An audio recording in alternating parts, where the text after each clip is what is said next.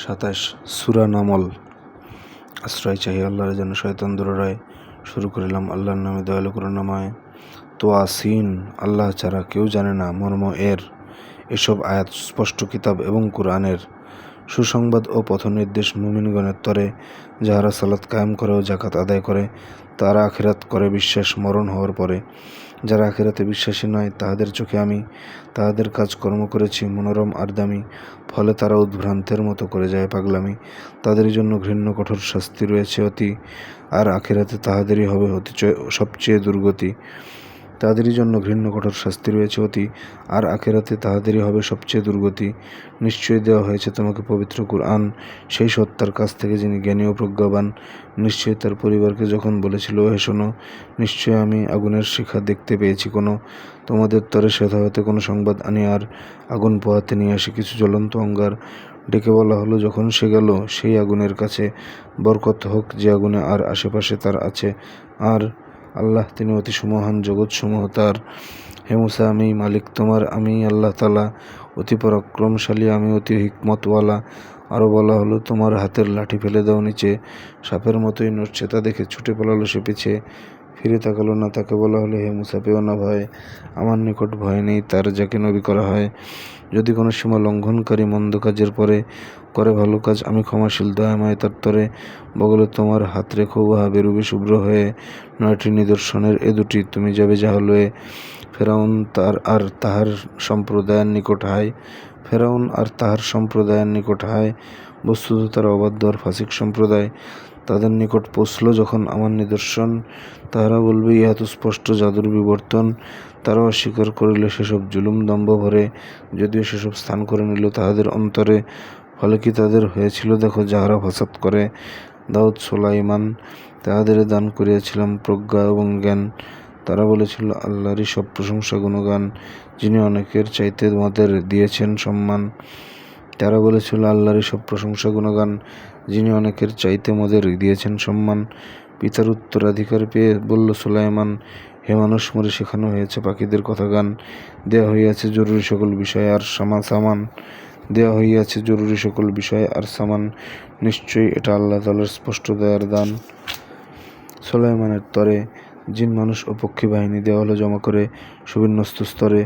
যখন তাহারা গেল পিঁপড়ের উপত্যকায়, কোনো একটি পিঁপড়ে ডেকে বলে, ও হে পিঁপড়েরা, সব শোনো, নিজ নিজ ঘরে ঢুকে পড়ো, পাছে সুলাইমানের দলে অজ্ঞাতসারে তোমাদের পিষে দিতে পারে পদতলে। তার কথা শুনে ঈষৎ হাসিয়া বলল সুলাইমান, কৃতজ্ঞতার তৌফিক দাও হে মালিক দয়াবান। আমি ও আমার বাবা মাকে তুমি যা কিছু করেছ দান, এবং তোমার রাজি খুশি মতো থাকি যেন সৎ কাজে। নিজ অনুগ্রহে রাখো হে আমায় নেককারদের মাঝে। পাখিদের খোঁজ নিয়ে সে বলল, কি ব্যাপার বলো দেখি, দেখছি না হুদহুদকে কোথাও অনুপস্থিত সে কি? যদি কোনো সুস্পষ্ট কারণ দেখাতে না পারে, তবে আমি তাকে দেব শাস্তি, অথবা করে দেব তাকে জবে। দেরি না করেই হুদহুদ এসে বলল তাহাকে ভয়ে, আপনার যাহা জানা নেই আমি জেনেছি সেই বিষয়ে। সাবা থেকে ঠিক তথ্য এনেছি আপনার কাছে লয়ে। আমি সেথা এক নারীকে দেখেছি করতে রাজশাসন। সবই আছে তার, আরও আছে এক বিরাট সিংহাসন। তাকে আর তার সম্প্রদায়কে দেখতে পেয়েছি, তারা সূর্যের প্রতি সিজদা করছে এক আল্লাহকে ছাড়া। তাহাদের কাজ তাহাদের প্রিয় করিয়াছে শয়তান। বিপথ নিয়েছে, পাচ্ছে না তারা সুপথের সন্ধান। যাতে আল্লাহকে তারা সিজদা না করে একাগ্রতার সাথে। আকাশ মাটির গোপন বিষয়ে প্রকাশ করেন যিনি। তোমরা যা কিছু লুকাও দেখাও, সবই তো জানেন তিনি। আল্লাহ তিনি, যিনি ছাড়া কোনো উপাস্য নেই, আর মহা আরশের অধিপতি তিনি, আরশে আজিম তার। বলল সুলাইমান, এখনই দেখছি যাচাই করে, তুমি কি আমায় বাস্তব নাকি মিথ্যা বলছো ওরে? এই নিয়ে যাও পত্র তাদের সামনে, তা রেখে পরে প্রতিক্রিয়ায় কি করে তাহারা দেখবে তা দূরে সরে। ওহে সভাসদ, পত্রটি পেয়ে বলল সে মহারানী, একটি পত্র এসেছে আমার উদ্দেশ্যে সম্মানী। সুলাইমানের কাছ থেকে এই পত্র এসেছে খামে। সেটি হলো রহমান ও রাহিম আল্লাহ তাআলার নামে। আমার সঙ্গে দ্বন্দ্ব করো না তোমার অহংকারে, বরং আমার অনুগত হয়ে এসো মোর দরবারে। মহারানী বলে, দাও সমাধান আমার সমস্যাতে, ফয়সালা কিছু করি না তো যদি তোমরা নারও সাথে। তারা বলে, মোরা লড়াকু যোদ্ধা, সমরে শক্তিবান, ভেবে নিন তবে কি আদেশ হবে, কী বা হবে সমাধান। রানী বলে, তবে রাজারা যখন কোনো জনপদে আসে চরমভাবে তা নাশে, মর্যাদাবান বাসিন্দাদের লাঞ্ছিত করে ছাড়ে, এরাও করতে পারে। সুতরাং আমি তাদের পাঠাবো রাজকীয় উপহার, দেখি সে তা হতে দূতেরা আমার কি জবাব আনে তার। সুলাইমানের কাছে এলো দূত, সে বলিল, তারে ডাকি, ধন সম্পদ দিয়ে সহায়তা করবে আমায় নাকি?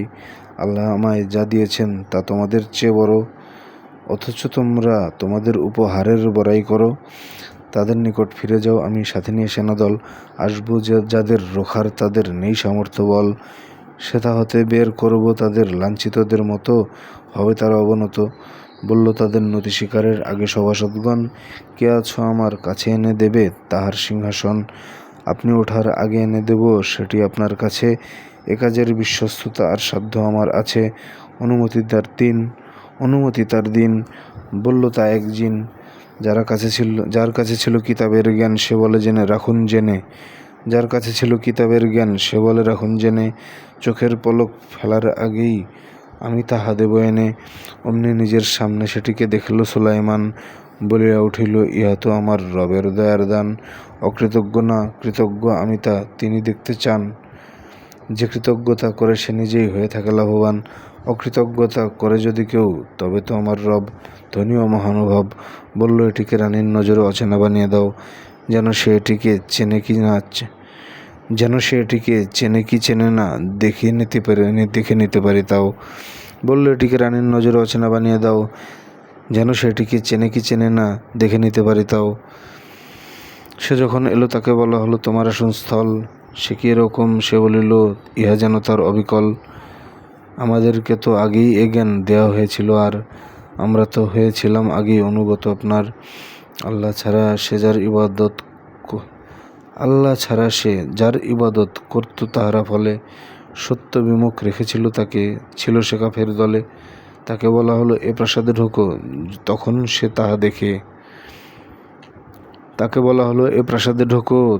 সে তাহা দেখে। জলাশয়ে ভেবে উঠালো কাপড় পায়ের উপর থেকে। বলল, সুলাইমান এ প্রাসাদ কাজ দিয়েছে ঢেকে। রানী বললে, প্রতিপালক আমার, আমি তো নিজের প্রতি জুলুম করেছি অতি, আত্মসমর্পণ করিলাম জগৎপতির হাতে। সুলাইমানের সাথে সালেহ নবীকে আমি পাঠালাম সামুদ জাতির কাছে, বার্তা দিলাম, ইবাদত করো আল্লাহর হায় পাশে। দুই দলে ভাগ হয়ে তারা শুধু বিতর্ক করিয়াছে। সালেহ বলল, হে আমার জাতি, তোমরা ভালোর আগে মন্দকে কেন তাড়াতাড়ি চাও? আমার তো ভয় জাগে। আল্লাহর কাছে ক্ষমা প্রার্থনা কেন করছো না হায়, যেন তোমাদের প্রতি আল্লাহর অনুগ্রহ এসে যায়। তুমিও তোমার সাথীদের ভাবি অশুভ, তাহারা বলে। সালেহ বলল, শুভাশুভ সব আল্লাহর করতলে, বরং তোমরা সে জাতি যাদের পরীক্ষা চলে। আর সে শহরের 9 জন লোক এরকম ছিল, যারা কল্যাণ কাজ করতো না কিছু বিশৃঙ্খলা ছাড়া। তারা বলল, খোদার শপথ করো সব একসাথে, সালেহকে তার পরিবার সহ হত্যা করবো রাতে। অতঃপর তার অভিভাবককে বলবো, আমরা কাঁদি, কিছুই জানি না, কিছুই দেখিনি, আমরা সত্যবাদী। তাহারা তো এই ফন্দি আটলো, আমিও জবাবে এর কৌশল এক নিলাম, তাহারা কিছুই পেল না টের। কি হলো তাদের ষড়যন্ত্রের পরিণাম দেখো রে, গোটা জাতি সহ আমি তাহাদের ধ্বংস দিলাম করে। ওই তো তাদের ঘরবাড়ি আছে পরিত্যক্ত পরে, জুলুমের ফলে এতে উপদেশ আছে জ্ঞানীদের তরে। আর মুমিন এবং মুত্তাকিদের করিয়াছে উদ্ধার। আর নবী লূত যখন সে তার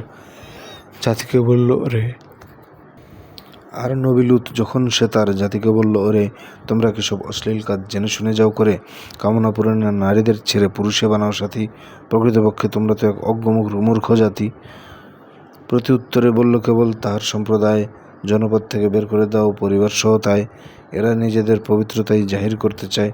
অতঃপর তাকে পরিবার সহ করিলাম উদ্ধার, ধ্বংসপ্রাপ্ত গণের সঙ্গে স্ত্রীকে রাখলাম তার। পাথর বৃষ্টি দিয়ে তাহাদের করিলাম হতাহত, ভীতি প্রদর্শিতদের জন্য ছিল তা মন্দ কত। বলো হে রাসূল, সব গুণগান প্রশংসা আল্লাহর, এবং সালাম মনোনীত সব বান্দার প্রতি তার। আল্লাহ সেরা নাকি করে তারা যাদের অংশীদার? বরং তিনি যিনি করেছেন আকাশ এবং মাটি, সে আকাশ থেকে তোমাদের প্রতি পানি দিয়েছেন খাঁটি, সে পানিতে আমি উদ্গত করি মনোরম উদ্যান, তার গাছপালা ফলনে তোমরা ছিলে না শক্তিমান। তবু কি বলবে, আরও কোনো প্রভু আছে আল্লাহ ছাড়া? প্রকৃতপক্ষে সত্য হইতে বিচ্যুত জাতি তারা, বরং তিনি যিনি পৃথিবীকে করেছেন আবাসন, তার মাঝে প্রবাহিত করেছেন নদী ও প্রস্রবণ, তাকে রেখেছেন পর্বতমালা যেন তা সরে না যায়, দুই সাগরের মাঝখানে গড়িয়াছেন অন্তরায়। তবু কে বলবে আরও কোনো প্রভু আছে আল্লাহ ছাড়া? প্রকৃতপক্ষে অধিকাংশ সত্য জানে না তারা, বরং তিনি কোনো অসহায় ডাকলে কখনো যাকে তিনি তার ব্যথা দূর করে দেন, সাড়া দেন তার ডাকে। আর যিনি তোমাদের খলিফা বানান, প্রতিনিধি দুনিয়ার। তবে কি বলবে আরও কোনো প্রভু সাথে আছে আল্লাহর? তোমরা তো খুব কমই গ্রহণ করো উপদেশ তার, বরং তিনি জলস্থলে যিনি আধারে দেখান পথ, সুখবরবাহী বাতাস পাঠান দিতে তার রহমত। তবু কি বলবে আরও কোনো প্রভু আছে আল্লাহ ছাড়া? তিনি তাহা থেকে ঊর্ধ্বে যা কিছু শরিক করছে তারা। তিনি সৃষ্টিকুলকে প্রথম করেছেন যিনি, আর অবশেষে করবেন তিনি তাহাদের সৃষ্টি পুনর্বার। তবু কে বলবে আল্লাহর সাথে প্রভু আছে কোনো ফের? বলো যদি হও সত্যই আনো প্রমাণাদি তোমাদের। আকাশ মাটিতে কেউ তো গায়েব জানেন আল্লাহ ছাড়া, মানুষ জানে না পুনর্জীবিত হইবে কখন তারা। আখিরাত সম্পর্কে তাদের ব্যর্থ হয়েছে জ্ঞান, সে বিষয়ে তারা অন্ধ এবং রয়েছে সন্দিহান। কাফেরেরা বলে আমরা এবং পূর্বসূরীরা যাবে, মাটি হয়ে যাব, তখন আমাদের উত্থিত করা হবে। আমাদেরকে তো আগেও এমন দেখানো হয়েছে ভয়, আসলে এসব অতীতের রূপ কথা ছাড়া কিছু নয়। বলে দাও তবে ওরে, অপরাধীদের পরিণাম দেখো পৃথিবী ভ্রমণ করে। হে রাসূল, তুমি দুঃখ করো না বৃথায় তাদের প্রতি, তাহাদের ষড়যন্ত্রে মনক্ষুণ্ণ হয়ে না অতি। তাহারা তোমাকে বলে এ প্রতিশ্রুতি কবে হবে বলো সত্যবাদী হলে। তুমি বলে দাও তোমরা যা চাও তাড়াতাড়ি খুব হায়, হয়তোবা তার কিছু তোমাদের কাছে এসে গেছে প্রায়। মানুষের প্রতি অতি দয়াশীল আসলে তোমার রব, অধিকাংশ করে না শকর, করে না তা অনুভব, যা তারা প্রকাশ করে বা যারা অন্তরে লুকায়িত। তোমার রবের সব কিছু তার সম্মুখ অবহিত। আকাশ মাটিতে নেই তো এমন গুপ্ত কোনো বিষয়, কোনো এক সুস্পষ্ট কিতাবে যা লিপিবদ্ধ নয়। কুরআন বনী ইসরায়েলের কাছে করে দেয় সাফ যে অধিকাংশ বিষয়ে তাদের রয়েছে ইখতিলাফ। নিশ্চয় এর দ্বারা হেদায়েত আর রহমত পাবে ঈমান এনেছে যারা। তোমার প্রভুই তাহাদের মাঝে করবেন সমাধান, তিনি অতিশয় বিজ্ঞ এবং অতীব ক্ষমতাবান। তাই তাহার উপর ভরসা রাখো তুমি নিশ্চিত। নিশ্চয়ই তুমি স্পষ্ট হকের উপর প্রতিষ্ঠিত।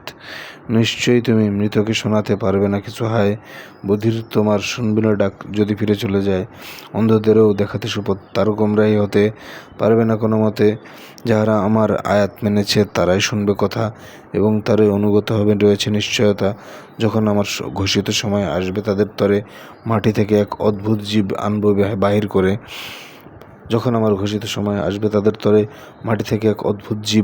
বাহির করে।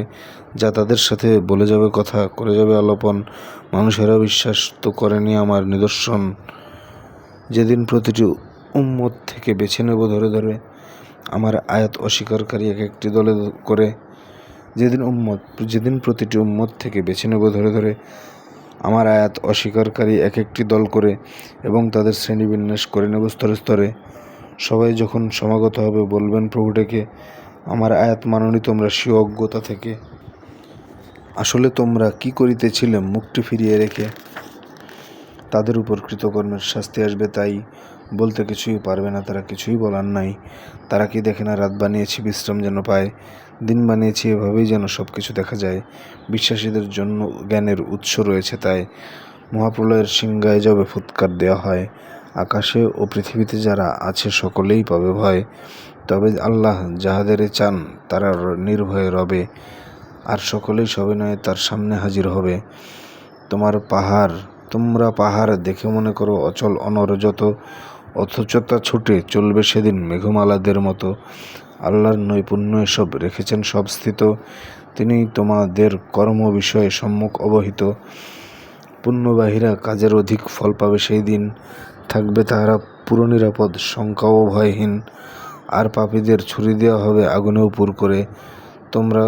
তোমরা কেবল সে পাপের ফল পাবে যা করেছ ওরে। এই নগরের রবকে মানার আদেশ পেয়েছি আমি, করি যেন তার ইবাদত যিনি একে করেছেন দামি।